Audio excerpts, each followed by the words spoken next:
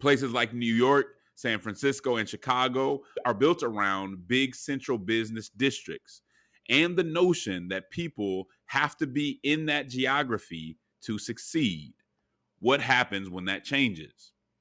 Big cities, even dense ones, need to be receptive to reality. This is what the Unheard article is saying. They need to be receptive to reality.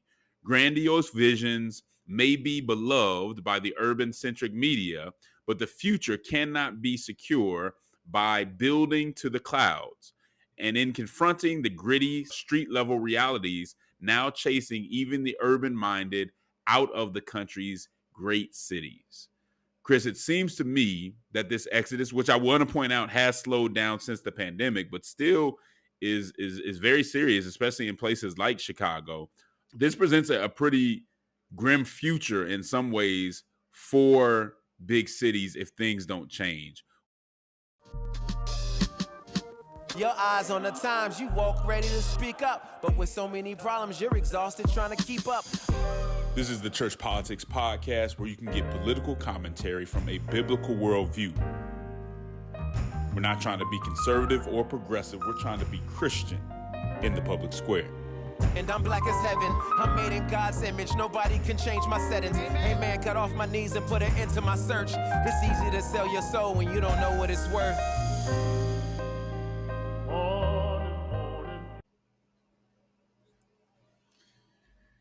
What you know, good and camp. You're listening to the And Campaign's Church Politics Podcast with Justin Gibney, a.k.a. Bishop Cooper's grandson, and the Windy City representative, the baddest brother above the Mason-Dixon line, my play cousin, the Right Reverend Christopher Butler.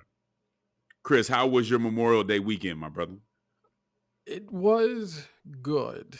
It was good. I did a lot of yard work and then hung out with my parents on actual Memorial Day. Okay, cool. How was yours? Yeah, we had a good time. We went to Florida. The boys had fun, so it was a good time. You know, remember those who had passed and all that stuff, but was really solid. So one thing I want to mention before we get into our three main topics is it looks like a deal has been reached in principle when it comes to the debt ceiling. If that is indeed the case, then I think the Speaker of the House deserves some credit because a lot of people weren't sure if he would be able to pull this off and get enough Republicans to actually sign on to this. A lot of people thought they would have to bring it to the brink, which in turn, as we've talked about before, could have had a really serious impact on the economy. And I think either Wall Street or somebody wasn't trying to have that. And so it looks like they may be coming to an agreement. It looks like he gets the votes and more votes than he needed, but you never know. And so we'll keep our eyes on that. Any thoughts on that, Chris? Yeah, I mean, I think Church Politics Podcast listeners know that we won't just jump directly into something. We'll let this unfold. But, I have a lot of thoughts about the deal. But certainly, I think folks have clearly underestimated Speaker McCarthy. He went through a sort of eventful speakership fight, but he won that fight, and he's gotten a few things done here now. So. Yeah, and certainly there are speakers who are better than others, but you don't get to speaker and not have any idea what you're doing. And people did kind of try to play McCarthy and say, he has no clue what he's doing. He's going to get eaten alive. There are a lot of people that think he doesn't have a core, but to say that he doesn't know how to maneuver within the Republican spaces seems to be a major exaggeration, especially if he pulls this off. So We will see. As you guys know, initially, President Biden said that he wouldn't negotiate. Then he ends up negotiating. I don't know that it's a huge win for either side once we look at what they've agreed to in principle, but it's definitely something for us all to keep our eyes on. So y'all pay attention to that, and we will keep you updated as well. I want to remind y'all before we get into this episode for real that you got to go and read the Invisible Institution, or IVI newsletter. We have some great writers writing on that, including yours truly, Chris, and myself. So go check that out. The May issue is out. The June issue is coming. And so we want everybody to go check that out when you have a chance. Also, along with that IVI, and if you go onto the website, you can also check out our How I Got Over docuseries, which is a 5-part series about the role that the authority of Scripture played in the Black church throughout history. Some you got to know, some you got to check out. A lot of smart minds, including folks like Lisa Fields, Dr. Esau McCauley, so many other folks, Dr. Vince Bantu, added to that and really made it a great docu-series, and we need everybody to watch it. We even have large churches around the country taking the time during Bible study and things of that nature to watch that video. So I would advise you all to check it out. And then we have something really important coming up tomorrow. So this might be today. If you're hearing this on Thursday, you need to go to the AND Campaign's YouTube page and or its Instagram page and watch our new Whole Life Project video. This is going to be a video that's about the sanctity of life. It's about correcting the narrative. And all of y'all need to go check that out immediately. All right. So check it out. Share it with friends. We think this could have a major impact because really all we want to do, we're not going to change everybody's mind, but we do want them to start thinking about the abortion conversation and not just repeating talking points. Like that's really what we want people to do. I think a lot of people have heard the talking points from their side, and that's as much as they thought about the issue.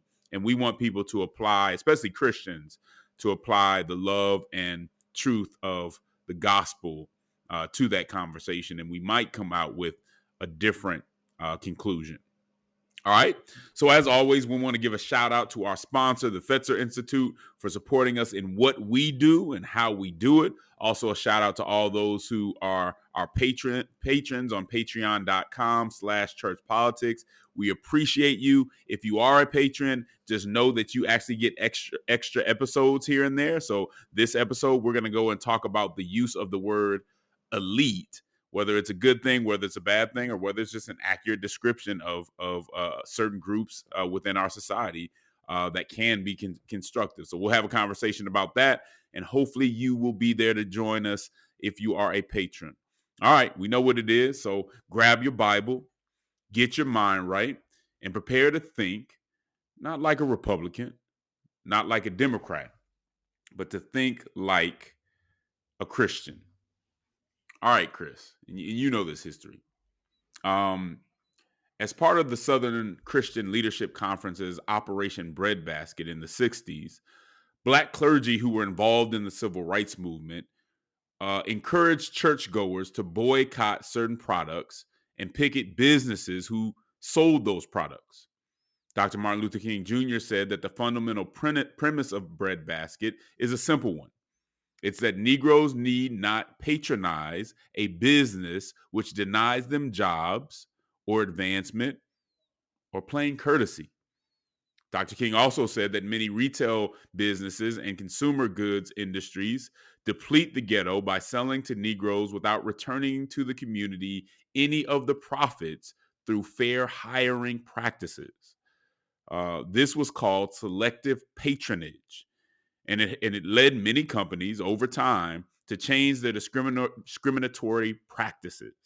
Okay, it proved that boycotts can be effective. Now, you can correct me if I'm wrong, Chris, but I think I remember seeing this from Dr. King. It could have been somebody else who said that, so don't quote me on this one in particular. But I think it was also Dr. King who talked about that there was a such thing as immoral boycotts or immoral protests. These were boycotts, I believe, that had the purpose of pushing immoral ends, or boycotts that would reinforce segregation or further marginalize certain communities, right? So we see that there are constructive boycotts, which are just civil, can be civil disobedience in part, that actually have just ends, right, in mind. But then there are boycotts that really become just economic terrorism. And to give you an example of that would be something that you might see, Chris, from the White Citizens Council. So we know that the KKK terrorized Black people and others really through physical harm and threats of physical violence. Well, the White Citizens Council, during some of that same time, actually used economic terrorism. So they would punish businesses and others who segregate, who desegregated. That I believe would be, an example of an immoral kind of protest or immoral boycott. Okay. Now, the reason that I bring this up is recently we've been seeing some very successful boycotts coming from conservatives. I would have to say, Chris, that conservatives have scored some points based on the success of a few boycotts. Now, I want to go through these boycotts, but what I want you to think about is, do these boycotts fit the SCLC model, or are they more of the immoral kind of boycott? All right, so keep that in mind as we go through this. The first boycott that I saw, Chris, that really recently, that really was showed to be effective, excuse me, was the boycott of Budweiser. Okay, according to a recent estimate I saw, Budweiser has lost $15.7 billion, billion with a B, $15.7 billion in value since placing a transgender influencer on one of its cans. This influencer, I believe, is pretty provocative, and people responded by saying, we're just not gonna buy Budweiser anymore. Budweiser came out. I don't think they necessarily apologized, but they certainly took those cans off the shelf. And if you follow any of this stuff on social media, it seems to have been really impactful. And Budweiser, I don't expect will be doing that again anytime soon, from what I've read. Right, I haven't. Again, I don't think they apologize, but I do think they've done some things to show that they probably won't be doing that again. The next one that you hear about, Chris, is Target. Target has lost over $10 billion with a B in market valuation after putting up a pride display in the children's section of the store. This included, from my understanding, certain clothes that children could wear if they were transgender or pre-op transgender. And so people didn't respond well to that. Now, I want to be very clear, because some people on the left are saying, just some of them, not all of them, some people left are saying that the $10 billion loss had nothing to do with the boycott. Others are saying that this actually is I saw somebody say that this boycott is actually terrorism. And many people have commented and are worried about what this means for where we are within this conversation. The next boycott, or the next issue that I should say, deals with the LA Dodgers, who were celebrating Pride and decided to re-invite Sisters of Perpetual Indulgence to their Pride celebration and kind of honor of this group. Now, Sisters of Perpetual Indulgence, it doesn't sound like a Christian group, does it? Is a leading edge, according to themselves, a leading edge order of queer and trans nuns. Queer and trans nuns. Now, based on the name, based on the pictures that I've seen, these people aren't really nuns. And so it does seem to be an organization that kind of mocks Catholicism and things of that nature. In fact, there was a player on the Dodgers who voiced his displeasure with what was going on. Also, Trevor Williams, who was a pitcher for the Washington Nationals, said this: to invite and honor a group that makes blatant and deeply offensive mockery of my religion and the religion of over 4 million people in Los Angeles County alone undermines the values of respect and inclusivity that should be upheld by any organization. Now, this is, we're just, if you're hearing this on Thursday, it will be the first day of Pride Month. And so you'll be hearing a lot of probably some controversies about that, and just a lot of information and celebration of the LGBTQ community. Now, I personally do not celebrate that for obvious reasons. You know that the AND campaign believes in the historic Christian sexual ethic. I don't believe that most people who are in that community are any more wicked or sinful than me. But I do think, especially when it comes to transgenderism and things of that nature, that there is in the overall ideology a wickedness there. Again, that doesn't mean that everybody in that that's their intention, but I think there is something that Christians should push back on when it comes to that. I think there's a spiritual element to all this, and I think a lot of Christians who are more accepting of some of these things aren't paying attention to that spiritual element and what it could mean in the long term if we just wipe away some of the distinctions between sex and gender. And so we have to think about that. But Chris, what I also wanted us to think about and be very honest about is how the church hasn't, going into Pride, whether we celebrate it or not, going into Pride, understanding where the church has gone wrong when it comes to that community, understanding that we could have done better, should have done better, and that we didn't. And as I've said many times, going into these conversations with a broken heart, understanding that folks in these spaces are just trying to, live through the human condition. And people come to different conclusions when that happens. We know that the Bible is the way to move forward with that. But I think we also have to acknowledge where Christians haven't followed what we said we believed and haven't shown the compassion that we should have. So as we go into this conversation, I want to acknowledge that. Chris, as we, before we really evaluate which space these kind of boycotts are in, just want to hear your point of view on the topic in general. Yeah, I mean, I think that the activity of boycotting, I think, is a very important activity and a very important tactic. As I'm thinking about this, I'm thinking about it in a slightly different headspace. I think about where kind of leadership and activism is going to be needed, and in the future. I think that the kind of next generation of activism is going to have to include a strong element of the ability of everyday citizens to band together and confront corporate power. And the boycott is one of the primary tools that enables that type of action. And so I think it's very, very important right now how we are thinking about boycotting and how we are presenting it to the world. Because I have a very, I think that not everybody, but most people have heard of a boycott. But most people have not ever really contemplated a boycott. And I remember the first time I actually contemplated a boycott. I was a kid, and this liquor store in the neighborhood that I grew up in Austin, on the west side of Chicago, I started selling fruit juice in a half-pint glass bottle. And so you had like little kids walking around, drinking from this bottle that looked like, a little half pint of Thunderbird or something. And I was only in like maybe 7th or 8th grade, but I was super upset about just seeing this because, I hadn't heard the term grooming, but it certainly seemed like wildly inappropriate to see a 7-year-old doing that. And some of the older kids, 7th and 8th grade, joking, leave the bottle in a brown paper bag and, drinking fruit juice that way.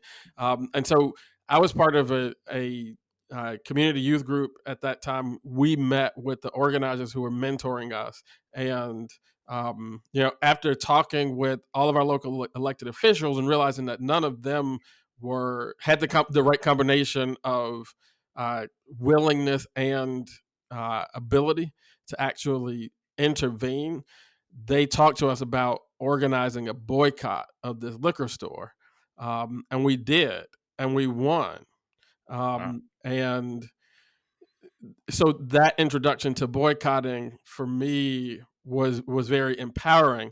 And so I think that is really important as a generation of kind of leaders and activists are coming up, that the orientation that they have toward boycotting is right. And so I've become very engaged in how boycotting is done and for what purpose, and how it's perceived, especially in this moment.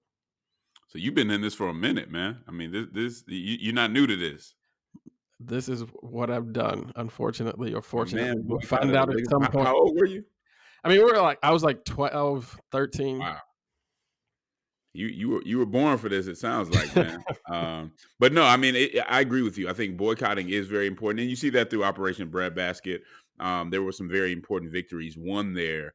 And the thing about boycotts is they take discipline, right? Yeah. They take coming together and as a community having discipline. If we boycott, we get 100 people to do it with us, and we're the only two that actually do it. It's not going to go very far. So that's a big part of kind of community organizing and getting people together. Now, as I look at these boycotts, Budweiser, Target, whatever is going on with the Dodgers, I would have to say that it's different than Operation Breadbasket, right? Mhm. We're not no one's responding to the exclusion of someone due to race.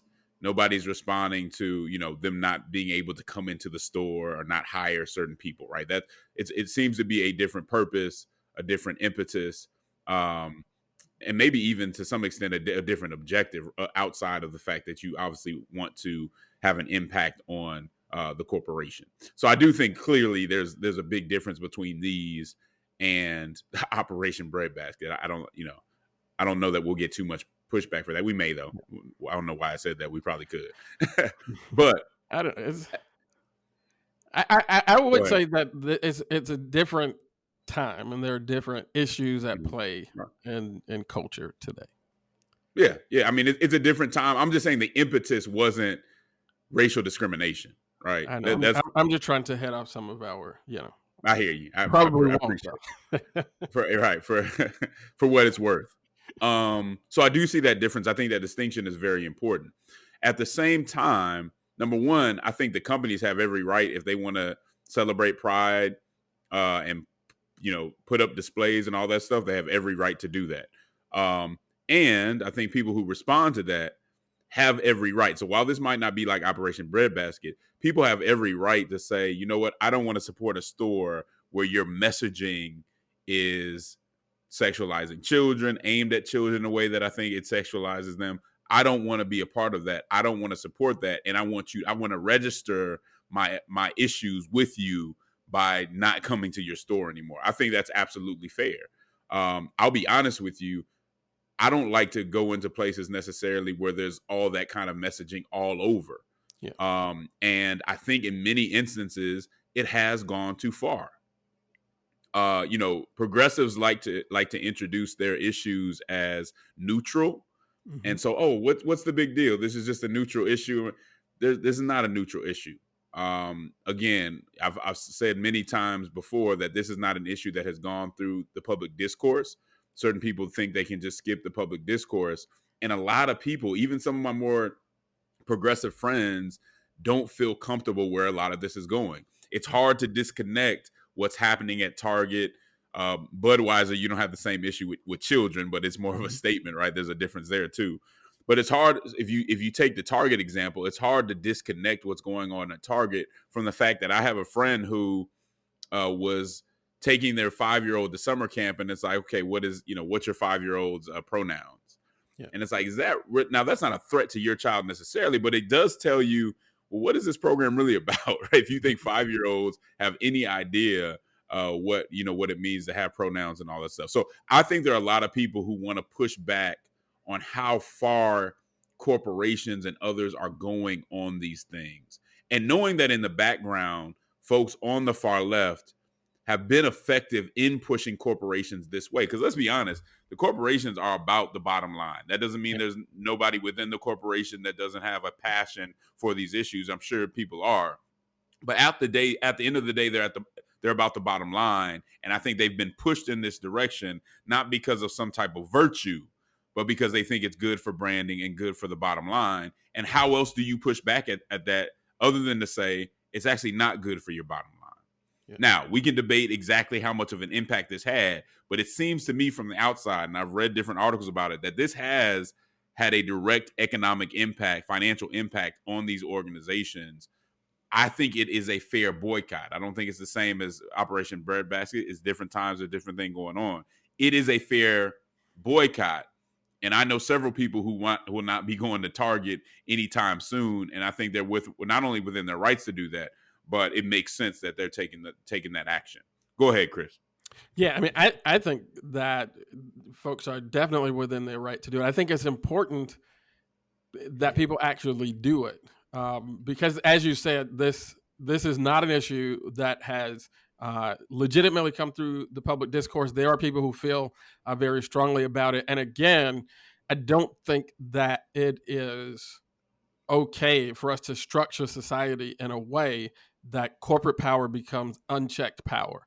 So if the corporations have embraced an idea or a concept, then the whole society just has to embrace it. No, people have to be able to, and I think we should be uh, developing the muscle within our communities to push back on corporate power. I think at the same time, I want to bring in another piece because one of the articles that we were looking at, Justin, brings up this idea of, I guess, what is not a boycott that has manifested yet, but it's a potential boycott of Chick-fil-A, and this is based on the idea that they have like this DEI expert, and they're doing diversity, equity, and inclusion work at Chick-fil-A.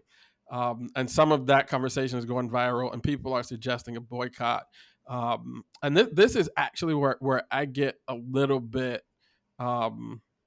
uncomfortable for those of us who want to try to steward this tactic well. And it's like you talked about earlier, like the humility that we have to bring as Christians to this conversation, where we have not always entered it with the level of compassion that we need to. And so, as I'm looking at stuff on social media, I'm thinking like, let's explore this a little bit more closely. And here's why. I don't want to quickly conflate Chick-fil-A having a diversity, equity, and inclusion officer with, a trans person promoting Budweiser or trans section in Target. Because here we're not talking about pride flags on chicken sandwich boxes. We're talking about the company trying to create a culture, which folks who listen to the podcast know my issues with the overall kind of DEI industry. But if we step back from the industry and just actually think about the terms diversity, equity, and inclusion, I don't think any reasonable person is actually opposed to diversity or equity or inclusion. And so I want to learn a lot You more sure about that? about, I mean, a reasonable person. I think I would go ahead and argue that a person who's against those is unreasonable. Okay. But I want to learn more about that because we're talking about a company who has been dragged into court, blocked from expanding their business, actually suffered some economic impact for this kind of unswerving commitment to that historic Christian sexual ethic. But then they're coming around and saying that, hey, we're not going to compromise on that. We believe in that, but still, we want people, even people we disagree with, to feel respected in our working environment. And I actually think that there's something compelling about that. I don't know enough about it to straight up defend it, but I'm willing to give them the benefit of the doubt because I feel like usually when you're taking it from both sides, you're probably doing something right. And so I wouldn't want to conflate this Chick-fil-A thing with the other boycotts that are taking place. Yeah, certainly not. And let me say this before I get into it. You know, we try to be as transparent as possible. So we don't want to have any, connection to organizations or anything like that we don't tell you about. So number one, got a lot of people I know that work for Chick-fil-A. I've worked with them before. I've actually done some speaking to Chick-fil-A on their diversity, equity, and inclusion, which is very different than you would see DEI from other, companies that weren't explicitly Christian. They've gone out of their way to make sure that people feel included and that they're acknowledging diversity, but in a different way. And I can tell you in the work that I've done with them on that, they've gone the extra mile to make sure that they get the benefit of it and not add all the other stuff. Because I'll be honest with you, here's my problem with this potential boycott. Number one, it's just bad strategy. Number one, because when you just start boycotting everything because you had a couple successes, you're eventually going to run out of social capital and people just stop listening to you. People can only do so many things at once. Okay, so terrible strategy for whoever came up with this at the moment. But just because you hear DEI doesn't mean you know the substance of what it is. And I know people get triggered when they hear certain words, and that's become one of those words without even looking to the substance and what they mean of it. Like I said, the talk that I gave about it was very different than what you would see at a lot of organizations. Okay, so I think they've earned probably the benefit of the doubt, and if you disagree with them, then you still have every right to do the boycott, even if it's not a great idea. So I think those thinking about it that way is really important, because you want to know the substance of something and not always just react to a certain word. Okay. Yeah. So I want to say that. But I also, Chris, want to go back to the first conversation, which we're gonna fire our producer, because I was gonna bring up Chick-fil-A later and you stepped on my toes on that. That's not your fault, Chris. That's our producer's fault, who was actually me. But I do want to go back to the Target example, because I think what's going on when you talk about these corporations, and we know that they're really about the bottom line. This is not just all about virtue. What people are trying to do is normalize the issue, right? They're trying to normalize every element of the LGBTQ conversation. And while I truly believe and will sacrifice to make sure that people are treated fairly and compassionately, that nobody is bullied, that nobody is treated wrongly, there's some things that I don't think should be normalized. And there's some things a lot of Americans, Christians and otherwise, within that they don't think should be normalized. And so when you bring in these corporations with their outsized voice in our democracy, in ways how they are challenging the integrity of our democracy because they have so much power, people do need to push back. And this goes to what you were saying. People do need to push back to say, that's not something that I want normalized. And just because you think you can skip the public discourse and go straight to the academy or go straight to corporations doesn't mean I have to take it. Yeah. And so in that, I think people are right in what they're doing, even if it's different than what you saw in the civil rights movement, because it's different issues. It's not necessarily about exclusion. It is about messaging, and messaging matters, especially when we're talking about our kids. And what I don't think the left understands is when you're talking about things that impact people's kids, you really have to be pluralistic. And I don't think they understand pluralism when it comes to people's kids. You don't get to say that your opinion matters more than somebody else's parents, even if you disagree with their values. You don't get to do that. And as long as the left thinks they get to do that, they're going to run into a lot of pressure. And I'll be on the front lines of people saying, no, don't think you get to influence my kids because you know better than me. Yeah. In a pluralistic democracy, whether you think whether you think people have the right values, or you agree with them or not, or have the right opinions, you don't get to just jump over them and indoctrinate their kids for something else. And I don't think the left gets that. I think they've painted this in a very, it's very virtuous for what they're doing in terms of other people's kids. But I think they're going to continue to get beat back when they do that. But go ahead, Chris. Take us out. I think so. I'll take one aside, and I think we should have a time on here where we talk about this, because it's still right now mostly trapped in the academy, but there is this space on the left where we have taken our sort of community ethic, which I am very supportive of, we've pushed it too far, and it's formally being discussed already in the academy, this idea that children belong more to the society than to the family. Right. And that's another one of those things that needs to be vigorously debated, because as much of a communitarian as I count myself to be, I wholly disagree with that assessment. And so folks have to think about that. You also have to think about, and again, I think this is important for those who are justice oriented, whether you're coming from the left or the right. If you have this agenda that you support, you really have to ask yourself if you want to enforce it through corporate power, right? Right.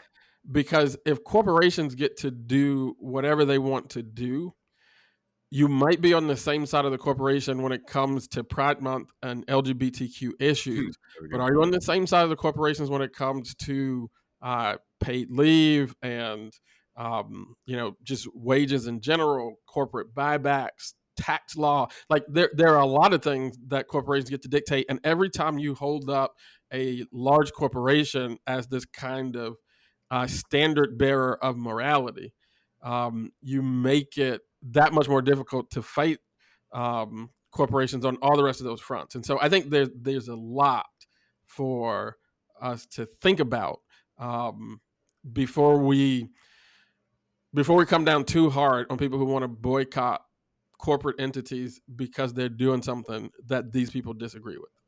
No, that's real. And somebody might say, well, would you feel the same way if it came down to race? And I would say, absolutely. I don't need large corporations to push my messaging in that regard. Again, because I don't necessarily know that it's coming from the right place. Yeah. And that's not a benefit to me. I'm not going to empower a corporation in that way, so they can also be empowered to continue to do to the economy, with some of them, not all of them, but some of them are doing. So I think you make a great point. And I just want people to understand, when it comes to people's kids and influencing people's kids, you better know that a lot of people would rather die than accept the idea that you get to influence their kids more than they do. Yeah. People just aren't going to accept that, nor should they. And like I said before, I'll be on the front lines of pushing back against that, because you may think that you're so right that it's okay. Democracy comes with the assumption that you're never so right, which is why we have the process and which is why we have parental rights. We just had a conversation about some boycotts, whether certain boycotts are good, whether other boycotts may be immoral if they're pushing the wrong things. And now I want to talk a little bit, Chris, about another phenomenon that's dealing with our cities. And both of us are obviously living in two major cities. And so this has an impact on us. So according to The Hill, 2 million people fled America's largest cities from 2020 to 2022.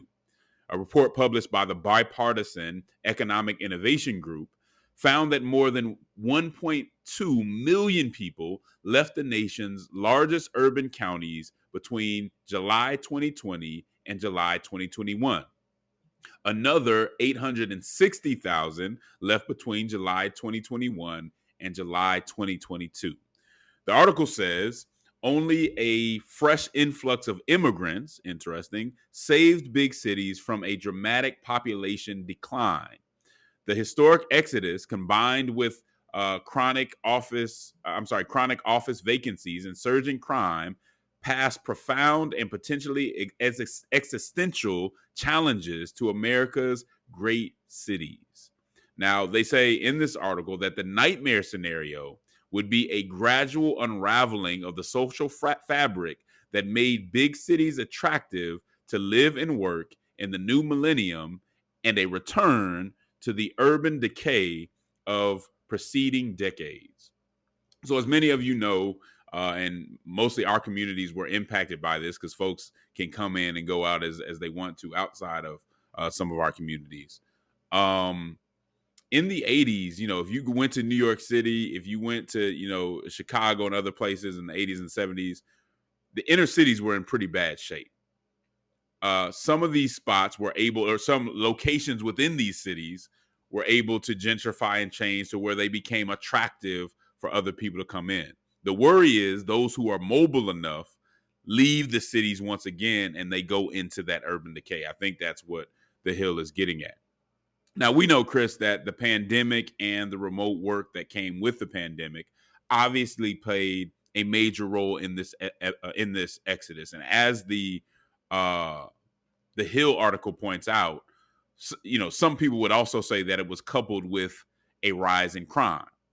Okay. Big city homicides rose by 2/5 between 2019 and 2022.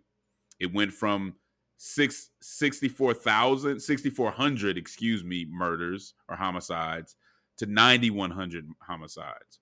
New York City alone recorded 438 homicides in 2022, which was up from 313 in 2019. Joel Kotkin from Unheard, which is a online publication, notes that in 1950, the core cities accounted for 24% of the American population. Today, the share is under 15%. Roughly 80% of all job growth has been in suburbs. That's interesting here. For the past decade, the leading job creating metro areas are largely moving away. Let me say this again. For the past decade, the leading job creating metro areas have gone away from cities like New York, Chicago, and Los Angeles and towards Austin, Salt Lake, Nashville, Phoenix, and Raleigh. Places like New York, San Francisco, and Chicago are built around big central business districts and the notion that people have to be in that geography to succeed. What happens when that changes?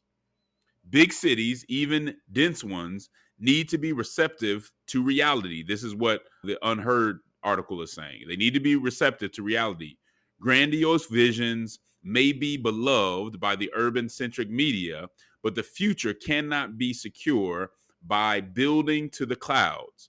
And in confronting the gritty street level realities, now chasing even the urban minded out of the country's great cities. Chris, it seems to me that this exodus, which I want to point out has slowed down since the pandemic, but still is very serious, especially in places like Chicago. This presents a pretty grim future in some ways for big cities if things don't change. What do you take from this exodus, and what do you think is to come in the future? Yeah, I mean, I think, and Chicago might be in a little bit of a unique situation, where we've had this exodus going since like 2010. Kind of slow drip, and so it was. It's welcome news that the overall population decline slowed, but again, as the article points out, that's not because the exodus slowed, right? That's fewer deaths, more foreign immigrants, more babies born. No, not really a slowing in the exodus. So people are still, on the whole, not necessarily trying to be here, and it's a really really serious problem for big cities. I worked in a mayoral campaign in 2018 and 2019 here in Chicago with some of the smartest policy people I've ever been around, and we crunched numbers every which way. And the long and short of it is simply that the Chicago that I grew up in the 90s and the 2000s, even the Chicago of 10 years ago, the city doesn't function at a very high level when the tax-paying population drops below 3 million. We also saw in those calculations that things begin to break down in some really critical ways when that population dips under 2.75 million. And we were just about that number.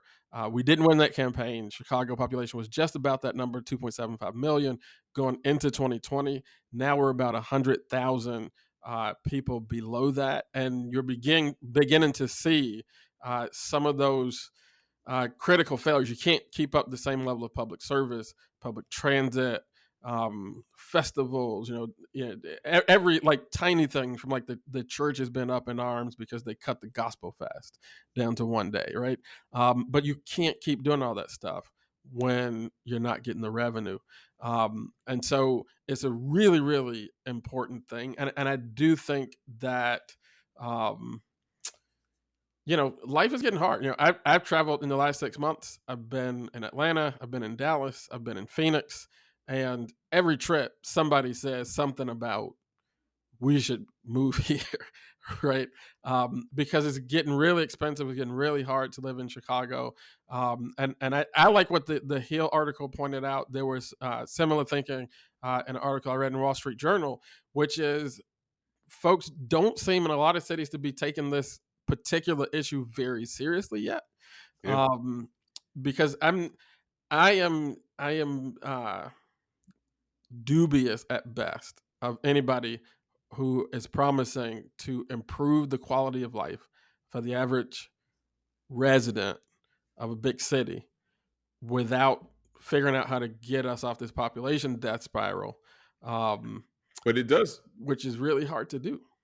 but it does seem like some people in Chicago think they have an answer, which is the local income tax. Right. Local income Which, tax. You know, what do they call it? Kind of a transit tax, right? Taxing people who come in from the suburbs working. That stuff is not going to work, right? Like Chicago is a city, not even a state. Even when states raise their taxes too much, people leave those states. but the state Illinois has already done that, right? Like, how do you And add we've another already tax seen and think that's going to be corporations okay? and people leave, right? Because it's not just corporations that leave, which is what a lot of people talk about. Oh well, the corporations.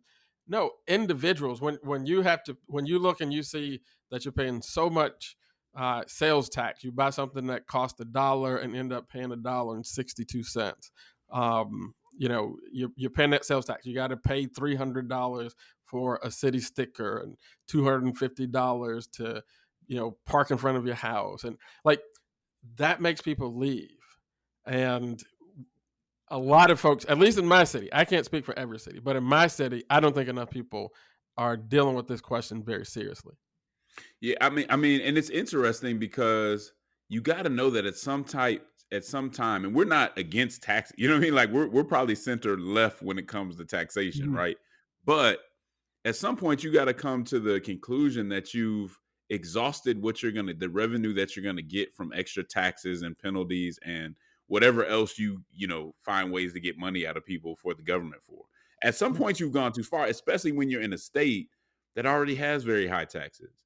So you got to be creative. And I think what you want to do is bring more taxpayers into the city limits and not necessarily tax them more. Because at Yeah. some point, something has to give. Here in Atlanta, we had a big battle. Buckhead, which is part of the city, was because of crime and other things, was saying that they wanted to leave the city. Well, what people know is that's a huge tax base.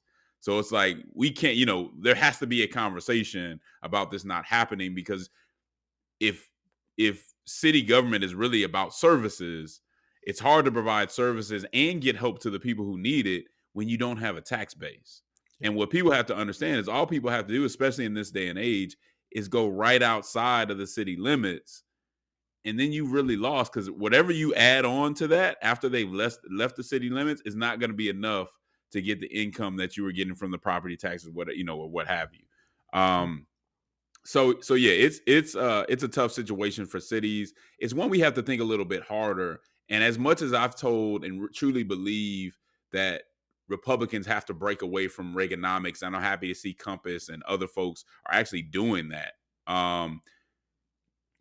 Democrats have to do the same thing.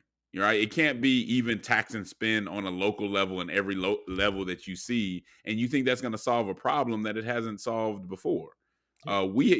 Everybody has to start thinking out the box in this. Look at the data, have conversations, bring it into the discourse where it's not about maintaining my economic orthodoxy, but it really is about getting to the heart of the matter. Yeah. But go ahead, Got to Chris. do that. Yeah. I mean, we started off the show talking about a deal being reached on the debt ceiling, right?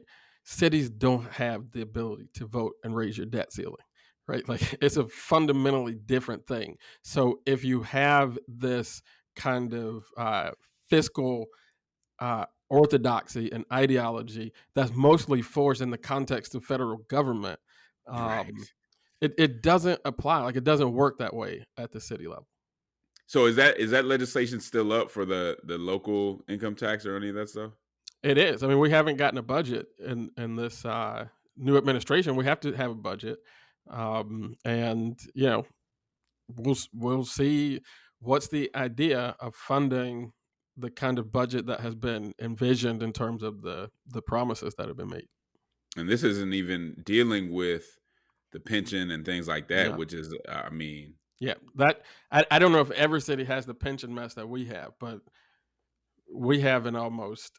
I don't know, and I don't claim to be the smartest person, on policy, but I think about policy a lot, and I know really, really smart people on policy, and Chicago's pension situation is a real pickle. Mm-hmm. And it's one of the things. I mean, this is another issue we're not going to get into, but it's something to think about when you and I are really thinking about, okay, how do we get more power to workers? And maybe that's just on the private side so much, and the importance of unions and all that, but then seeing where, okay, we have to be thoughtful about that side of it too, right? Yeah. And make sure that people are sensible in what they're asking for, because you get in a situation where you ask for more than is actually there. Yeah. And I think we've reached that point in some places. As you know, it's we're going into 2024. I mean, that this election cycle is basically up and rearing, especially when you're talking about the Republican presidential primary. We know that Trump is in the race. We had DeSantis jump in the race. We also had some other folks who I want to see if we can see kind of a path for them, right? So one person who made their official announcement was Tim Scott. It was an announcement that, you know, people that are in that space thought was pretty strong. He had some decent messaging. Somebody who else is rumored to be jumping into the race is Christie. It said that Christie will jump in next week. Now, Christie is somebody who a lot of people say just missed his opportunity. Yeah. That he should have ran when he had the opportunity to run against Barack Obama and maybe would have won, and he missed that opportunity. So let's start with Scott. Tim Scott, to me, seems like a decent guy. He doesn't seem he's not the Ted Cruz that we talked about last time. My personal issue with him is, I think, just like most people in the Senate and in the Republican Party, just went along with Trump too much. Still is hesitant to criticize Trump. I don't know how you become president if you don't criticize one or the other. If you support it as much as you could and then you don't really criticize somebody else in that space. I struggle to see, and for that reason, among others, I struggle to see a path for him to become the president. Like, why would somebody vote for you over Trump if you, on the issues that you just don't seem to want to really distinguish yourself on, right? The other thing is, and this only goes so far, and you may not think it's a big deal, I just don't see him as having I don't think voters see him as really a strong presidential, you know, as somebody who would be strong in that space. I don't think he's, you know, he doesn't come off to be just a super strong campaigner, and just how he connect to people in a way that they would say that he should be an executive. I don't know. I'm interested to hear what you say. I don't see much there for Scott. Maybe the best chance for him is maybe becoming the vice president, you know, being in line for kind of that role. But he didn't have to run for president to be in line for that role. I'm not sure that set him apart. If you look at his numbers, he's like at 2%. He's below people that folks barely know. But just want to hear your thoughts on Senator Tim Scott in this race. I kind of think he is running for vice president. And I do think that running gives him a little bit of a leg up when it comes to being a VP choice, just because he's going to get out there on the campaign. He's going to prove whatever campaign abilities he does have. He's going to be able to showcase them. And might be able to cut a deal. As much as I agree with you, that you got to get some support. But go ahead. I'm sorry, I cut you off. I don't know if he's got to get a ton of support. I think he's got to campaign well, connect in some important places. And when you think about some of those swing states where, because here's what I think about with Tim Scott. As much as he went along with Barack Obama, with Donald Trump, he's the one person in the Senate, probably the one person in the whole government, who can say, I actually went into a negotiation with Donald Trump and came away with something meaningful that actually impacted the lives of people. And most of it is in cities, which is the empowerment zone that was inside of the what I think was a terrible tax bill, the Trump tax cuts. What constituency does he bring, though? So I don't know that he brings a constituency, but I do think as a vice presidential nominee, if he learns to talk about empowerment zone, actually, I don't know if he knows a lot about how empowerment zones have been impactful in Chicago, in Minnesota, in Philadelphia, inside of these inner cities. He can go to those swing states, and if all you got to do, and I've been around this in Illinois, it's a little bit different because Illinois is not necessarily a swing state, but we are at when it comes to statewide races. And whenever a Republican is running on the statewide level, the whole game is, can you drive down the margins in Cook County? And I think a Tim Scott on the ticket can drive down the margins in Cook County, drive down margins in Philadelphia suburbs. And I think that kind of demeanor that might make him a little less presidential seeming might also warm a Republican ticket with some of those kind of suburban voters, because his vibe is like he's got that nice guy vibe, which might help. I mean, so my take on Tim Scott is that he's running for vice president. I think that he's putting himself in a And strong there's always spot. the question: does a vice president ever bring anybody? You know what I mean? Do they ever? And maybe they warm the ticket. Who knows? I think There always is that question. And I'll be honest with you, even as we go into talking about Chris Christie, I don't know that I see a path for anybody but Trump. Maybe DeSantis, maybe not. Right? yeah. Christie, and let me be straight up with Christie. I actually liked Christie back in the day. Mm-hmm. I liked his style, like how he went about it. He was somewhat, center left. As time passed, and some of my views have changed, I'm much more skeptical of people who have the kind of Wall Street ties that he has. And maybe it's just a 2008 thing that I finally said, no, I can't trust nobody who has those kind of ties, who I don't think can come in and say, I'm not going to give you everything you want. And we've had a lot of folks in a row that have basically said, hey, write your let me write you a blank check. Even if you mess up everything, I'm still gonna hold you down. So for me, even as somebody who somewhat liked Christie back in the day, I can't see myself. Let me not go there. I don't see myself as high on him as I was before. Yeah.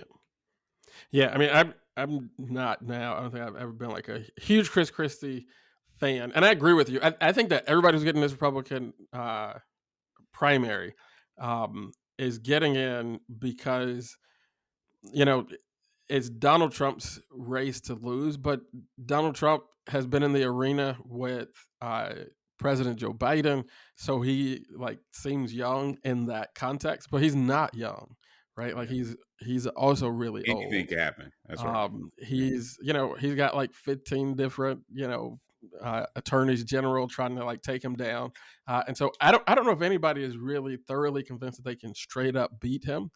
But if something happens, you got to be in the race to win. So that would be an interesting race to see those guys without Trump. Like what would become of that? That'd be an interesting race because like you said, anything can happen. I mean, it almost seems like anything can happen means more without Trump, because it's like if he's still there, it seems like there's going to be people who vote for him. But we've been around this game to know you don't know. I mean, there's so much time left. You don't know what's going to happen, how people react. It does seem like Trump has a base that he is bulletproof when it comes to anything that may come to him. But we'll have to see. Yeah, I think those of us who love politics, we prognosticate because it's fun. You just don't know. The only people who really know are voters, and my experience, they tend to make up their minds really late in the process. Yeah, somebody I'll tell you though, and we talked about this a little bit on the Democratic side, is RFK Jr. Comes off a lot differently than other candidates do. Yeah. And his voice is a little different. At first I was like, man, it's hard to listen to, but he comes off as very honest. That, hey, you may disagree with me, but I'm going to be honest in how I address things. I think that's going to have an appeal for people who are really just sick of the lies. So somebody else to keep an eye on. But as we go into 2024, we're just going to kind of give some assessments of what we think about the candidates. Like I said, I think Tim Scott seems like a nice enough guy. I don't know if he's a draw for people, just how he comes off. I could be wrong. Christie, I don't know what, if Trump wins, he's definitely not going to be a vice presidential candidate. Could just be a vanity play. Who knows? But he will definitely make the debates interesting. Ask Marco Rubio. So that'll be something else to keep an eye on. Yeah, I mean, I'm a little bit. There are things about Tim Scott that I like, and I think that he knows something about how Black folks and super progressive not Black folks, the color of your skin just factors in significantly into how a lot of people vote. And then he has that nice guy vibe. I think that's what he's doing, is trying to present himself as somebody who can add something to your presidential ticket, whoever wins the top spot, particularly if that somebody's Donald Trump. Maybe I'm a little too pessimistic on that, but we shall see. Well, thank you for joining us as always. I hope you got something out of this conversation. You know how we do in camp. There's a cross that neither political conservatism nor progressivism is fit to bear. There's a civic hearing in need of faithful witnesses who love social justice and won't surrender the truth to be loved by the world. Politic with the boldness and compassion of Jesus Christ. Until next time, and camp, we'll holler at you.